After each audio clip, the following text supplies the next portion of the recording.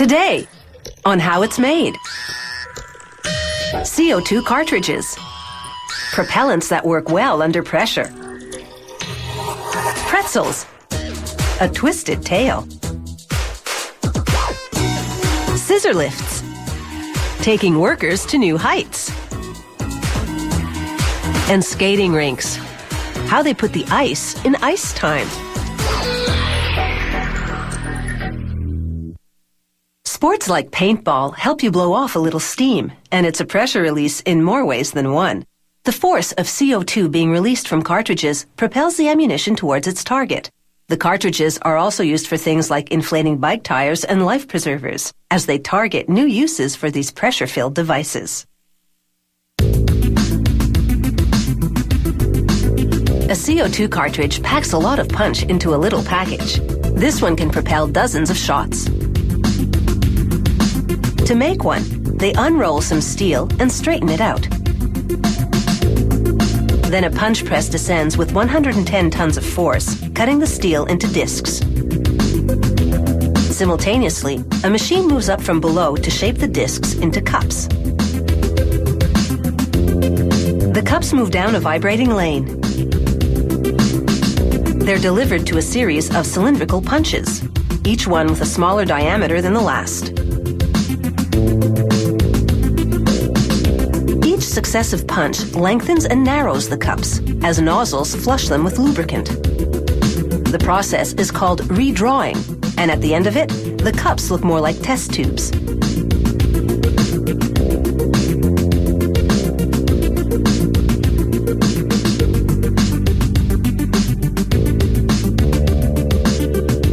In just a few minutes, that piece of steel has undergone several transformations.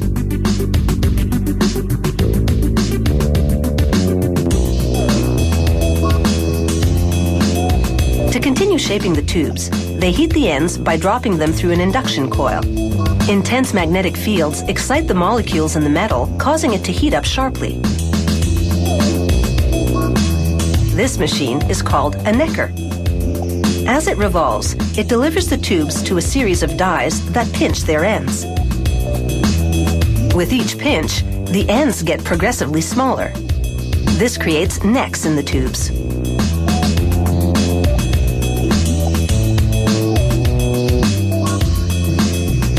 As the diameter of the neck narrows, the tube takes the shape of a bottle.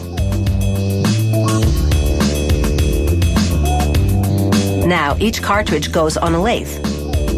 A cutting tool plunge cuts the neck to shorten it. Then it carves out a lip, the same kind of lip that's on any beverage bottle.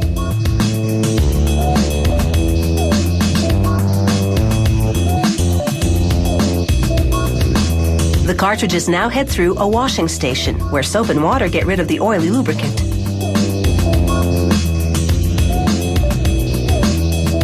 A trip under some gas burners dries them off as they head to the filling station. Here, there's a tank full of carbon dioxide. The filling head pumps liquid CO2 into the cartridges and then caps them.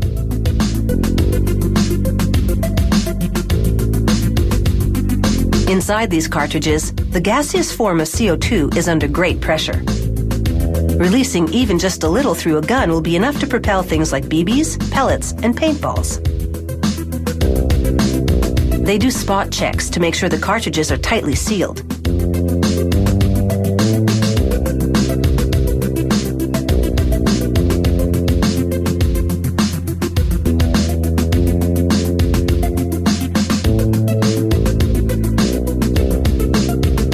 Now it's on to the next station, where they'll be made to look shiny and new.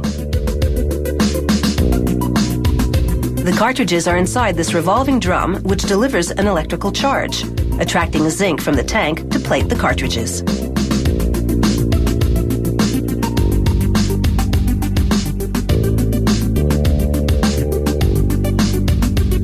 The smooth zinc plating doesn't just look good, it's a better surface to print information on.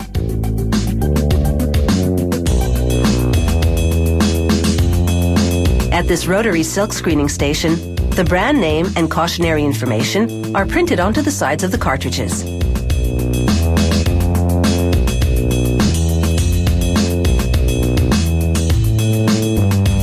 quick bake under ultraviolet light cures the ink.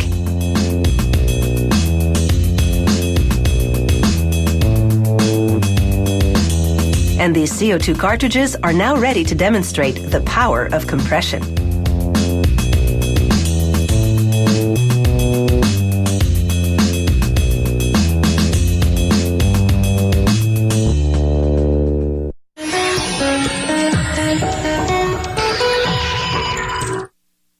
How and when the first pretzel came to be depends on whom you ask.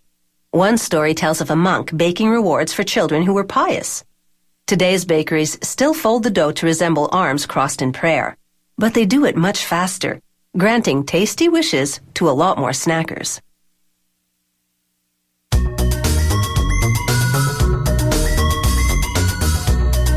Although hard pretzels are more common, this company makes the more traditional soft-baked ones. To make enough dough for 4,870 pretzels, a worker first blends shortening, sugar, and salt in a huge mixer. The machine automatically adds yeast, corn syrup, 6,200 liters of cold water, and 345 kilos of flour. The cold water helps make the dough elastic, so workers can shape it before it hardens. A worker then opens the mixer and slows the blades to help the dough fall out.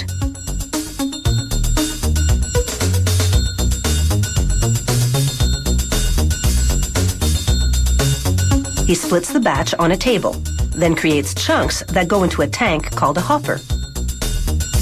It feeds an auger that channels the dough chunks through little guillotines. The blades chop the chunks into 70-gram balls to make small pretzels or 140-gram balls for large pretzels. Two conveyor belts squeeze them into 40-centimeter long segments called noodles.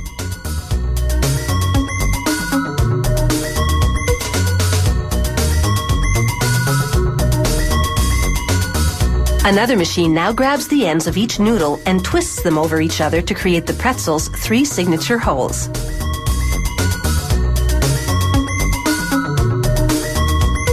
To keep this knot from unraveling, the plate then gently flips the pretzel dough onto another plate below.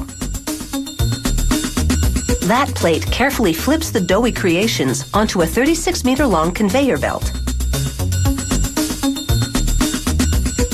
The raw pretzels now travel on the conveyor for 14 minutes, the time it takes for the dough to rise.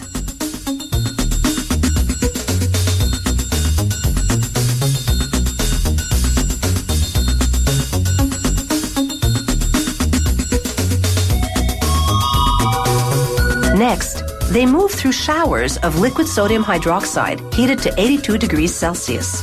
That seals in the moisture, so the pretzel will be chewy when you eat it.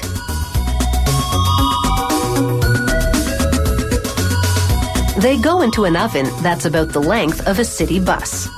As they enter, flames sear and harden the outside. This prevents the bottoms from sticking to the mesh conveyor belt during baking.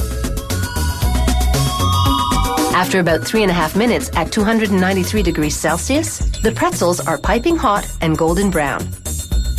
They drop onto a long conveyor, where they gradually cool on their way to the next step, a trip through a freezer that's longer than 7 Olympic-sized swimming pools. After 30 minutes at minus 28 degrees Celsius, the pretzels are rock solid and ready for packaging. But first, a camera scans them so that a computer can track each pretzel and guide a robotic arm to pick it up. This arm is one of 5 operating at separate points on the line. The robots process 1 pretzel per second and clean up after each other until the belt is picked clean.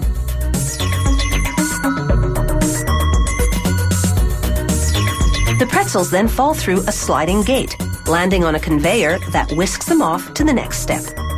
There, a machine drops a packet of coarse salt into each bin of 6 pretzels. A mechanical arm nudges the pretzels over to make room for it. The salt packet lets you season your pretzel the traditional way before warming it up at home. The machine blows open plastic bags with compressed air. Mechanical arms push the pretzels and salt packet inside.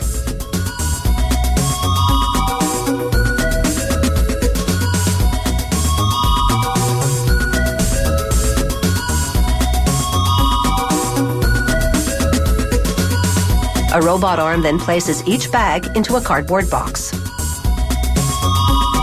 The printing on this package displays the company logo, the nutritional content, the production date, and the heating instructions. So, next time you're looking for a salty snack, don't tie yourself up in knots. Just have a pretzel instead.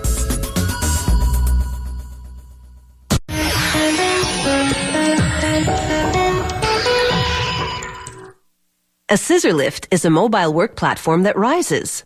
The elevating mechanism consists of arms that connect in the middle like scissors, hence the name. Scissor lifts are a common sight on construction sites, in big warehouses, and at buildings where workers need a safe way to reach heights to carry out repairs or maintenance. The number of arms in the scissor mechanism varies according to the height of each particular model. The factory constructs the scissor arms from steel tubes. The first step is to cut them to the right length for the model in production. A worker uses an air gun to blow off the tiny shards of metal the cutting leaves behind.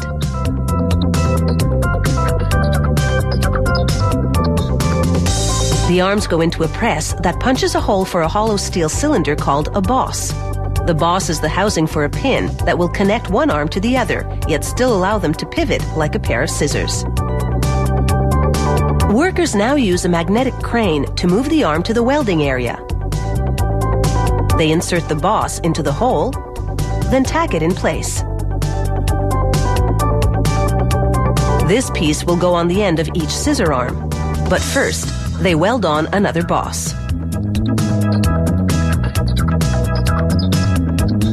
Now fully assembled, this piece is called the male scissor end.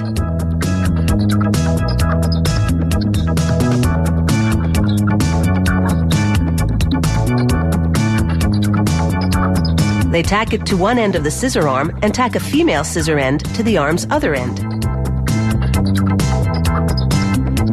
Robots now weld the two end pieces simultaneously, then the boss in the middle. Now, workers stack the scissor arms, putting a pin in each middle boss. They also install the hydraulic lift cylinder that will raise and lower the scissor stack. This manifold activates the lift cylinder by increasing and decreasing hydraulic pressure.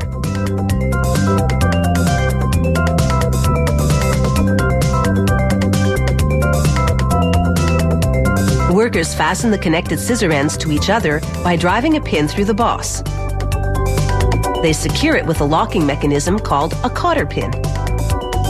Meanwhile, other workers assemble the base of the scissor lift. At this stage, it's upside down.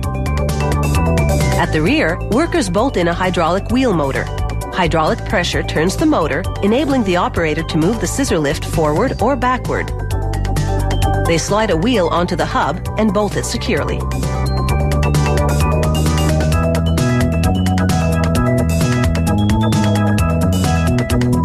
This is the wheel hub onto which the front wheel bolts. It attaches with a pin, locked by a cotter pin. They install the hydraulic steering cylinder. This steel tie rod links the front wheels to each other so that they turn together. Now, workers hook up the hydraulic hoses. They pump a bit of grease in to lubricate the cylinder. Next, they assemble and install the hydraulic tray. It contains the electrical panel that controls all machine functions, as well as the hydraulic tank and pump. The pump forces hydraulic fluid to the wheel motor, steering cylinder, and lift cylinder. The hydraulic tray swings closed under the base for protection. On the other side, they install the battery tray. It houses 4 6-volt batteries that power the scissor lift, along with a battery charger. The scissor stack, meanwhile, is in the paint booth, getting a coat of primer, then a coat of urethane paint. This finish prevents the steel from rusting. After curing the paint in an oven, they install the scissor stack onto the base. Now they connect the 2 hoses that run between the lift cylinder and the hydraulic pump. Through one hose, fluid goes to the cylinder to raise the scissor. Through the other, fluid withdraws to lower the scissor. They run cables from the electrical panel up through the scissor stack. After After installing a platform made of painted steel, they connect the cables to a control box on the platform rail. These controls enable a worker to operate the scissor lift from the platform. After a test drive, it's time to apply the decals. Up to 75 of them, depending on the model. Some are decorative, but most specify safety information, such as the scissor lift's load capacity.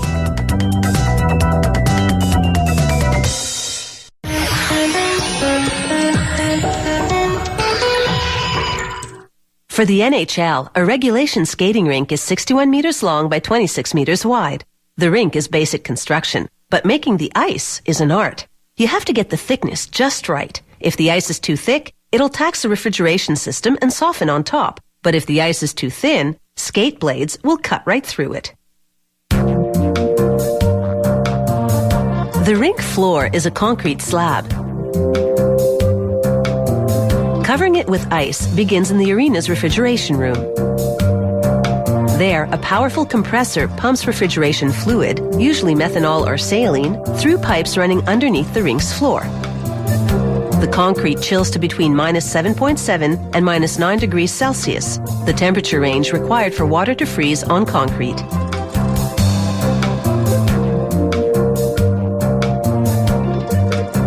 This company made its own ice-making machine by retrofitting an ice resurfacer. Its onboard water tank feeds 20 sprayers that mist a 4-meter span. The water freezes within seconds.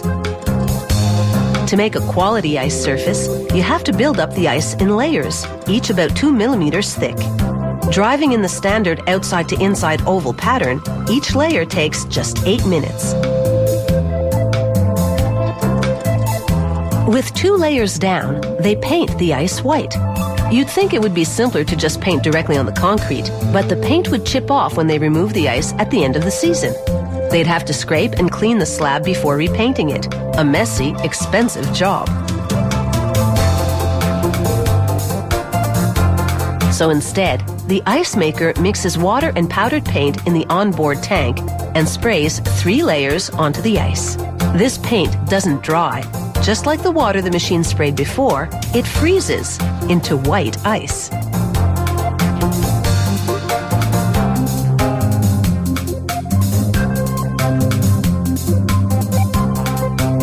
This metal dioxide-based paint is specially formulated for skating rinks, designed to cling to a base coat of ice.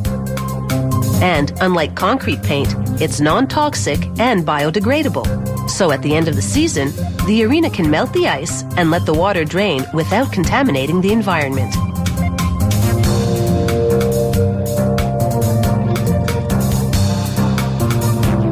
Now a crew comes in to paint the hockey markings.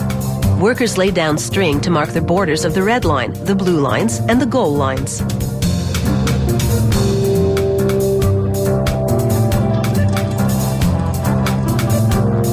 They elevate intersecting lines so that the paintbrush can pass. To paint the face-off circles, workers use an anchor, cable, and what's called a paint stick. It takes just 20 minutes or so to paint them. The paint is in a portable tank. It flows down the paint stick tube to a rectangular pad on the end.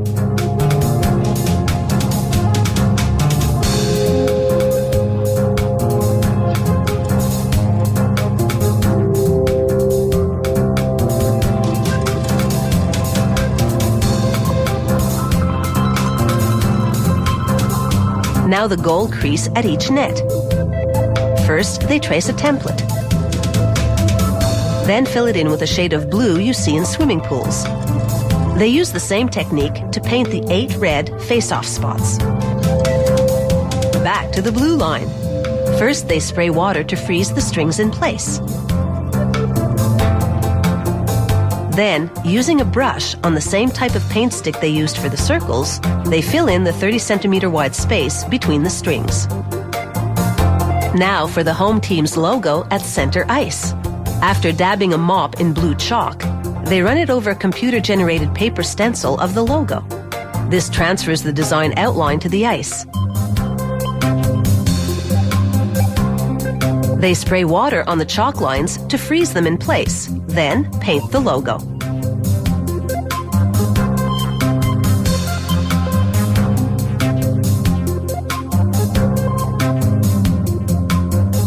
Finally, with a garden hose, they spray water over all the markings to seal the paint. Then they slowly flood the ice with a larger hose for about a day and a half. This adds the final 3 centimeters of ice.